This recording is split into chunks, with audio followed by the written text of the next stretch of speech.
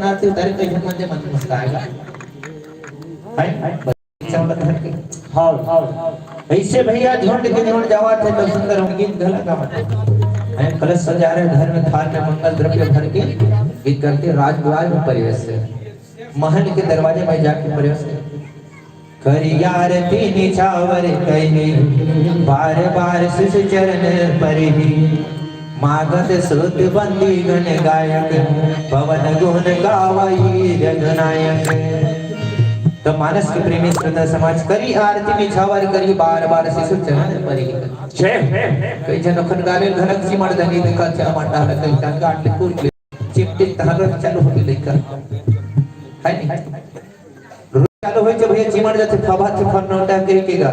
हां जी कई नारी नान कैसे ऐसे हवाय भगवान जी नहीं ओकर रूप ल देखे तखन गाले चिमड़ दिन के जन देख चुमच चाटा तो सब जन देखत हां हां सर्वा के सब जन नर नारी बना लिए तेरे मन देखते वाह हन गुड्डू पापा के काहे राजा दशरथ हां हां तोर घर में कन के बढ़िया सुंदर बेटा आ जाओ क्या है तथा का है गृह गृह बाजा ही बाजा सब प्रगटे सुषमा केंद्र कति हर्षित मन त जाई सब कहां नगर नारी नर वृंद के लगी क्या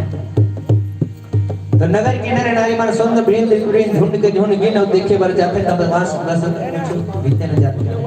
मैं सुंदर सब जन देखा थी और देखे के बाद का हाथ हो जाए प्रवास